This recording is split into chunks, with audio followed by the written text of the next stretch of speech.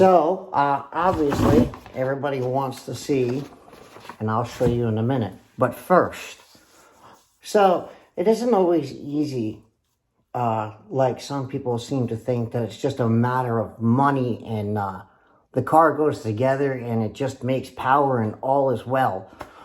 That's actually very much so not the case, and it's not always the case that you spend more money and you get a better product.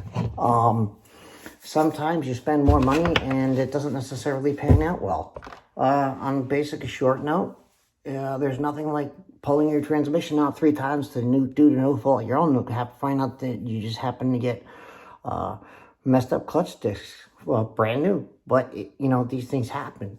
It sucks. You live, you move on, you push through, but that's what makes the difference between the guys who make it and make big numbers and power and the guys who just never do. But for some guys, it just all falls together. But I've just been that kind of guy where when I could do things for other people all day long and it comes down to mine, something always goes wrong, some strange oddball thing, I won't get into the manufacturer.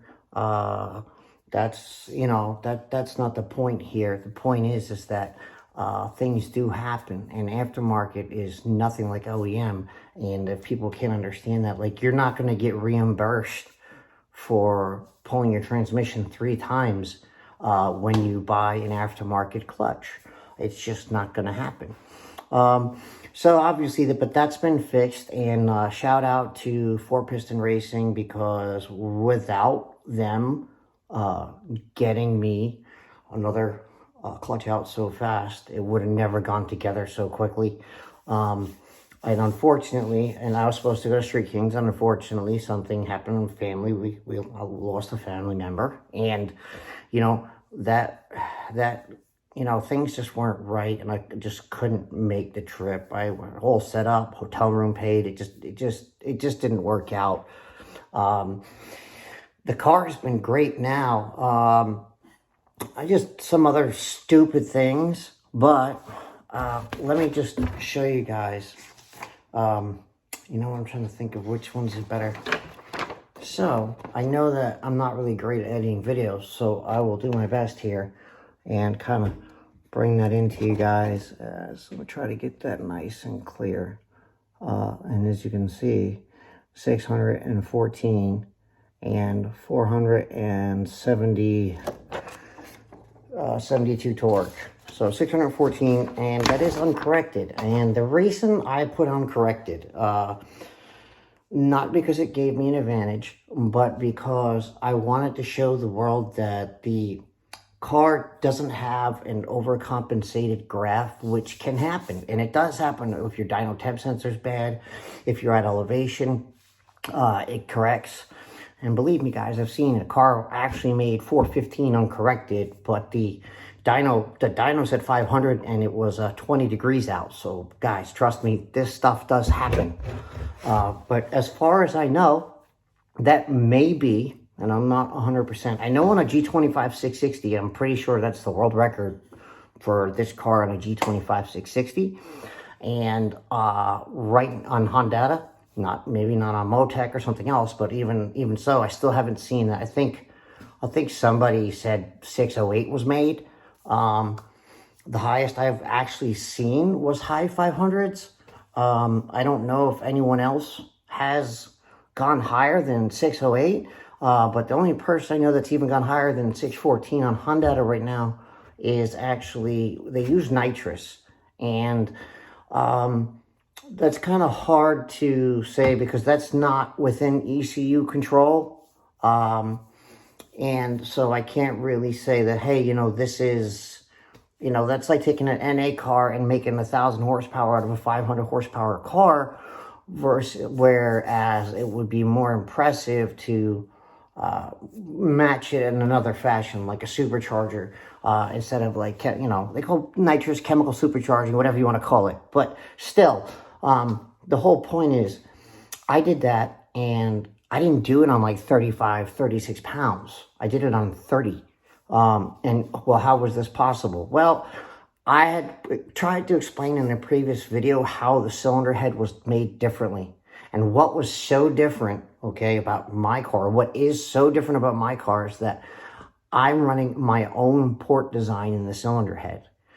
Now, right out the gate on, I think it was 22 or 23 PSI, I made 510 at the wheel. And on, I think it was 25, 24, 25, I made 541.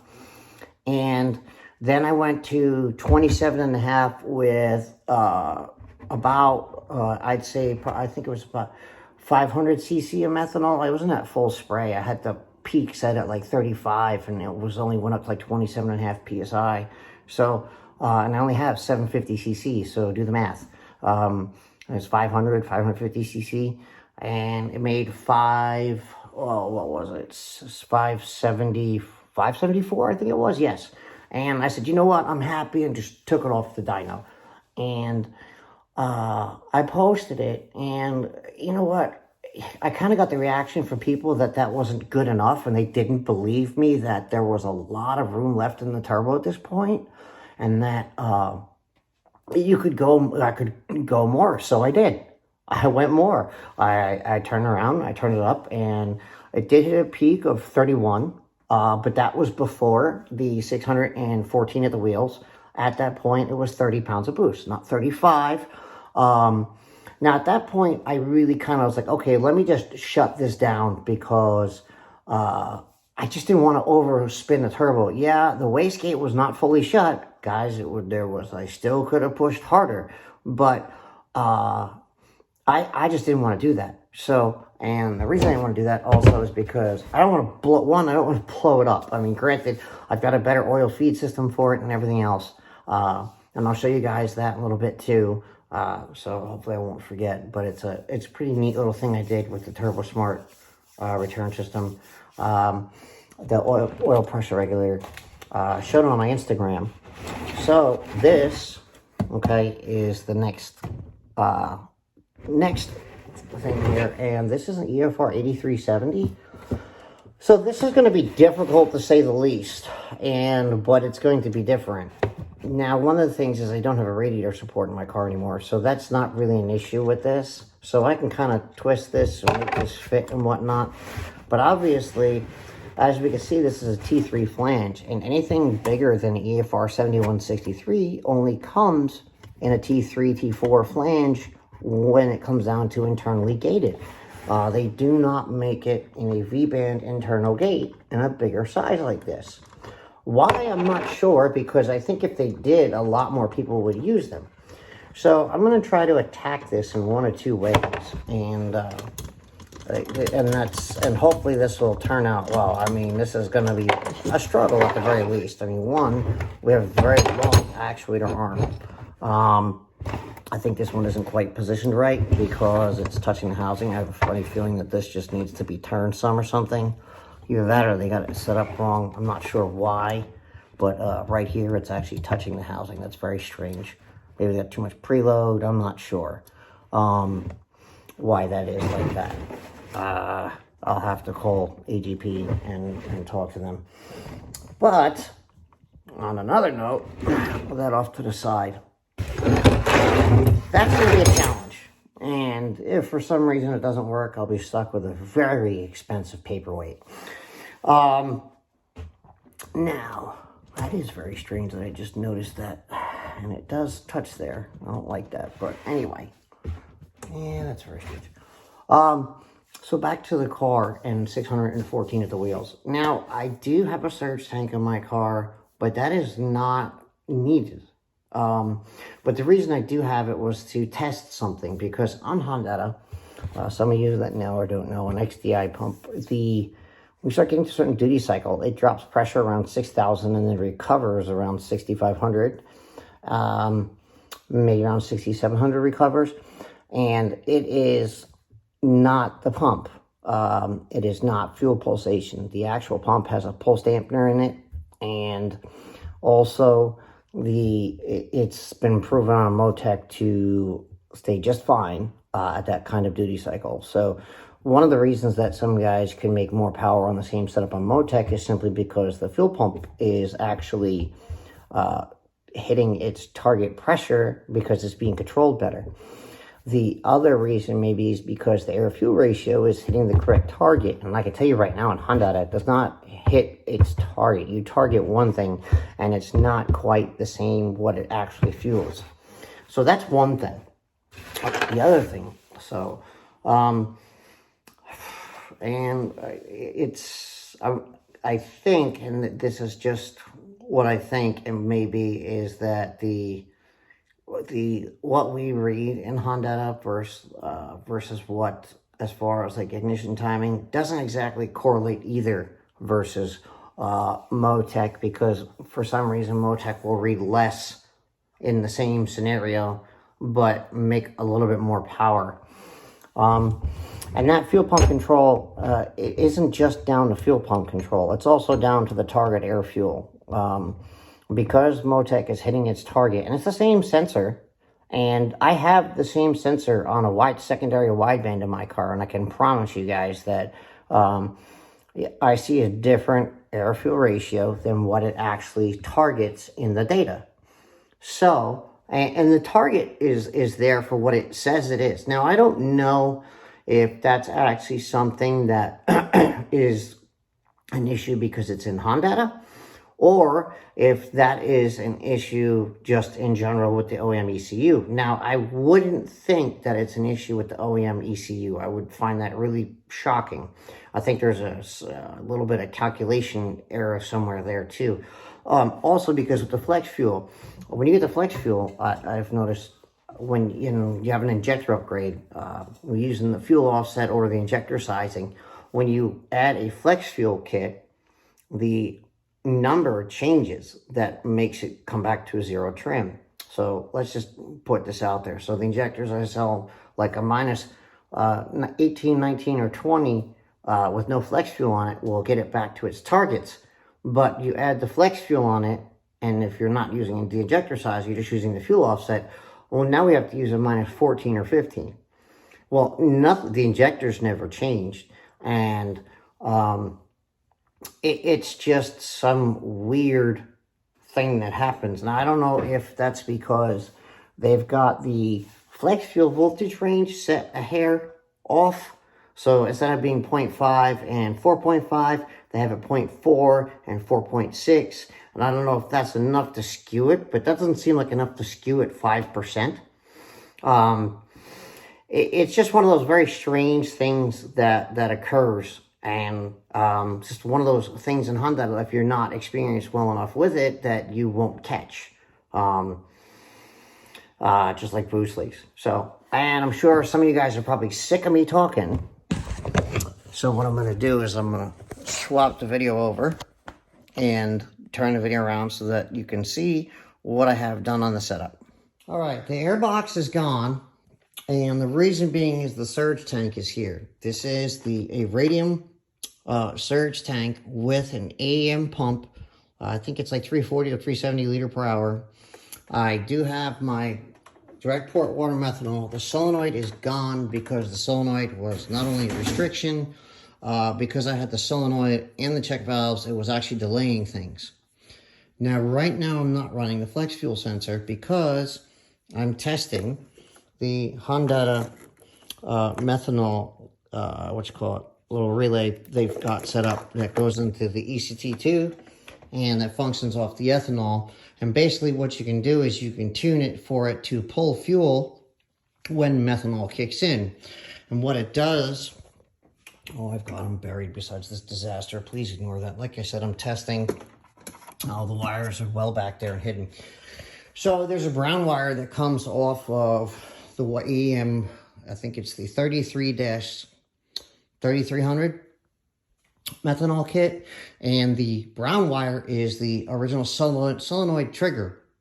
And what that does is you power this relay with a key on power, and the relay clicks, and when it does, the signal voltage that goes to the ECT2 changes from 0.62 to 3.65, and then it thinks based upon the ethanol it's like 60 something %. So with that, basically I go into the ethanol target fuel. Instead of adding, I subtract. There is a big problem though. And the issue is that the actual methanol takes time to spray. So when you're using a really large quantity, there's a delay, and it will actually go lean momentarily, and then it will come back quickly as soon as it starts spraying. Well, what I mean by large amounts, well, let's just say this. I actually am able to reduce my injector duty cycle by 45%. That's how much methanol I'm spraying. Until this point where I was able to set this up and test this, 750 cc was the it. And what in relevance to that is, it was minus, I think, 19% up top. And so it was a 19% increase in fuel capacity running it. But the issue is that when you're running it that way and letting the ECU do everything without having a signal to the ECU, if it fails, the car is just going to overshoot, misfire, and lose fuel pressure, or just run into spark because the injectors are open too long. Well, with this, there are other settings that I am able to set up as a fail-safe so that the car will not go into boost at that level if it doesn't get the signal from the water methanol. So if the water methanol gets low and somebody isn't paying attention, the car will not go into high boost, and it will not actually add ignition timing, whatever you set the extra ignition timing to. So it's a really cool feature. And although, yes, I did 614 wheel, it's a little bit better to see this. Let me back this up. You know, I actually didn't have this set up at the time, so I did it with a lot less methanol, and actually, like I said, it wasn't full swing.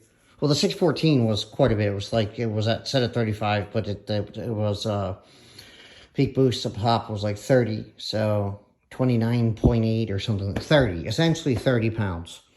And one of the things also I wanted to say is that the actual cylinder head made a huge difference. I don't care what they cry in other areas of the world saying that, oh, a ported head is garbage, and we know who said that. And we know a particular big tuning company that put one on and said, oh, I lost power, and they just took a ported cylinder head right back off. Well, I'll tell you what, if ported cylinder heads lost power, then why do I, as far as I know, have that number?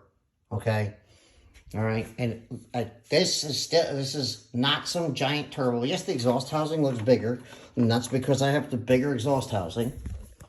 But for those who probably won't believe it, I'll show you guys right here. Okay, here's the 72, here's the 92. This is still just the G25 660. Here, you want the part number? Here you go. For those who don't believe, because I'm sure somebody's going to be like, yeah, I'm full of crap or something, or I use nitrous. There's always one of those guys out there. And the in-tank pump is just a typical Dietz Works. It's my fuel injectors that I sell, and then the XTI pump, the high-flow fuel line I sell. This is custom, the line. This is DuPont Hytrel coated, carbon-infused PTFE convoluted line, and it's conductive so that if there's ever, God forbid, there's ever an issue where you're taking it apart, there's no static discharge. The same fuel pressure gauges that I sell with the kits. The Turbo Smart oil pressure regulator. Again, same gauges I sell with my kits. I run the same things that I sell, so I don't ever want somebody to buy some product from me and not have something that I haven't already tested. And that's where I went with this. Everything I tested. I have this run like this now because I don't have my little flex fuel set up here on. And again, with one of my gauges. I don't have it on because you can't run both flex fuel and the methanol. And I'm okay with that because even if I just went to 93 octane right now, I'd have so much methanol that this would be a non-issue. So, and even on 93 octane with the ported cylinder head, man, you get a lot of ignition timing out of it, and you make good power on pumped gas. And so that pretty much, I mean, like I said, pretty basic 3-inch exhaust. It's a full race down pipe. That was from the kit when I first got it. And now for the kind of like more interesting stuff. Let me swap this over now. Alrighty, so there's a traditional port injected car has a port that looks more like this, okay? Now, the air is going to come in, and then you have your valve, right? And the seat kind of helps, the valve seat kind of helps make this air turn around the valve and into the cylinder. So, and then maybe you can't see it. Well, it goes, like I said, in this way and around and out, and that gets it to the cylinder, and then it mixes. And most of the air is, the reason this works, and they do this that way without adding a tumble to it, is because it's already mixed from the velocity coming into the port. And that's the whole thing with port injection. And why now they figured out that port injection, it's not for carbon buildup, but for port injection, it has other advantages. Now, with the Type R cylinder head, it is much more of a direct line, right? Trying to think in my brain. And what they do is they basically, the port has like a hump right before the end. Okay, and then the valve sits like this in there through the stem. And what they're doing is they're directing the air up through here, through this area right here. And that's what they're doing. They're directing it through the top part of the area. Now, the cylinder, right, let's put a little cylinder wall, and then have your piston, and oh, it's huge, but whatever. So the thing is, the direct injector is right here. Well, it's in the cylinder head, but up higher from the angle. There's an angle in the cylinder head. I can't really draw it at the moment. And you're spraying into the cylinder here. And the thing is, you don't have the port itself to mix the fuel in here. And the other thing is, if you are doing port injection on a stock cylinder head, the problem that happens is you have, when you come around to the intake manifold, since the intake manifold ports are smaller, oh shoot, let me just explain why port injection loses power on this when you have a stock cylinder head. The intake ports, so the actual port itself, say it's that big, the actual port of the intake manifold is smaller all the way around. And instead of being like a transition, all right, it's just a dead cliff. It comes in, you have here's the intake manifold, here's the head, and it just drops all the way around. And the air coming in tumbles here and tumbles here. So then you lose it here, right, when it's coming in. And then, because of the velocity change, so it turns into like droplets here. Then it picks it back up, kind of. And then we hit this other area where we got this low pressure area here and this low pressure area in the cylinder here as well. And when you're putting it in port, this area where the fuel comes in through there doesn't get mixed. And so that's one of the reasons that port loses power like that on direct injection. So basically, when you're porting the cylinder head,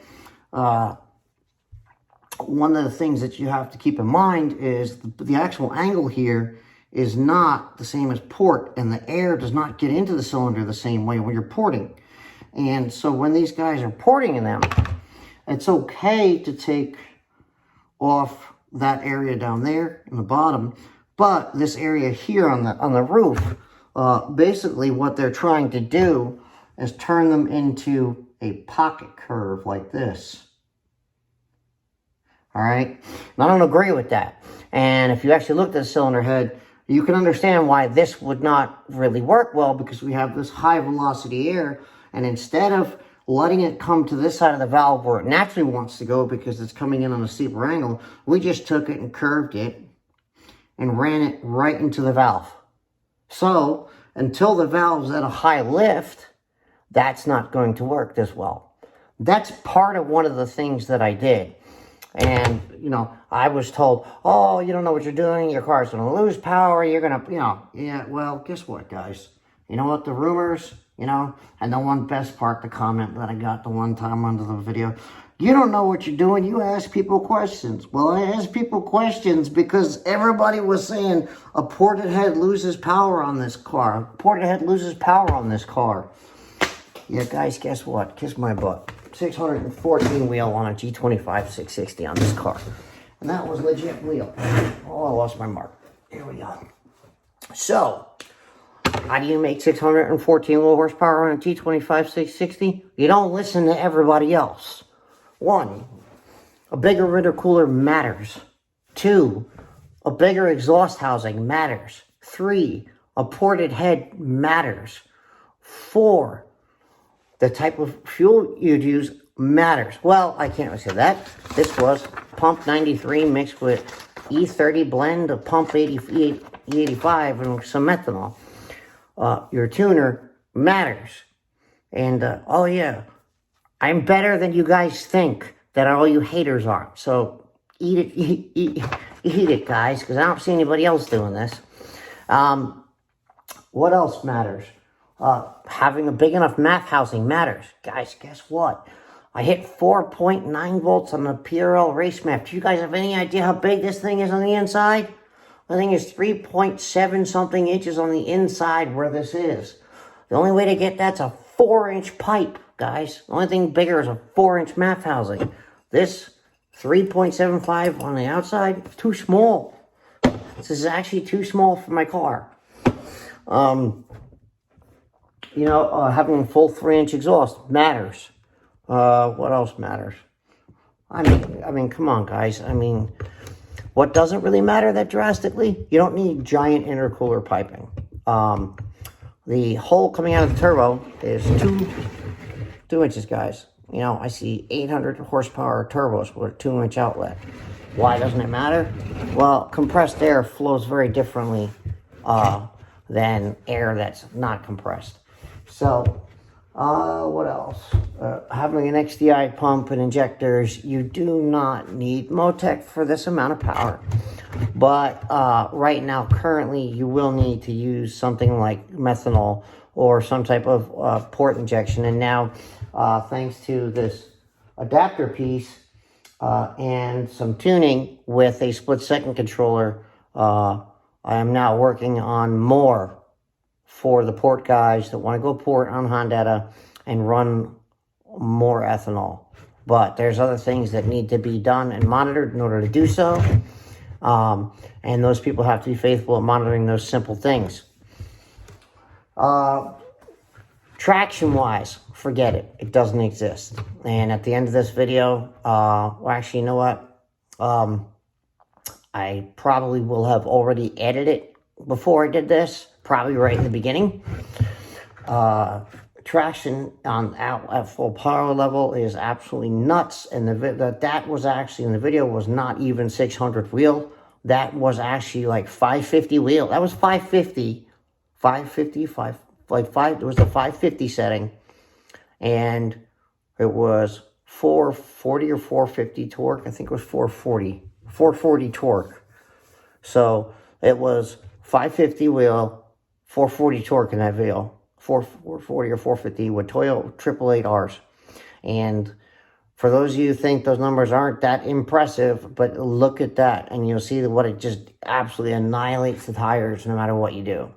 I literally have to use torque limiter first, second, and third. And when I tuned it for 614 wheel, and I did that, I was spinning 4th gear. So, if you're making a real 600 wheel horsepower on these cars, there's a good chance you're going to be spinning 4th gear in your car unless you have some ridiculous tire. And you better have a heck of a good clutch upgrade, because don't expect to do 600 wheel on a stock clutch. That's all, guys. Thank you so much for tuning in. That's the setup. That's some of what I did differently. I go to my page, www.fk8td.com. You can see the injectors that I sell. I'm having a hard time keeping them in stock at this point. I also have an alternative option for those of you guys that, if it's a few bucks less, real simple collar swap, pops right off the injector. Your old injectors pop it right on the new ones. It's not something, it just sets the depth of the injector. That's not included with those, but you'll make negligible difference in power. If only a 4 or 5 wheel horsepower difference between the two, just costs less. 6 a.m. line upgrades and stuff, man, it's all there. I've got new stuff coming in. I got stuff for the Accord guys coming in. I did find an injector that can fit in the Accord, but it's still useless without more fuel pressure or fuel pump for those guys. Thank you so much for tuning in. Appreciate all the patient waiting for the video. Merry Christmas and Happy New Year.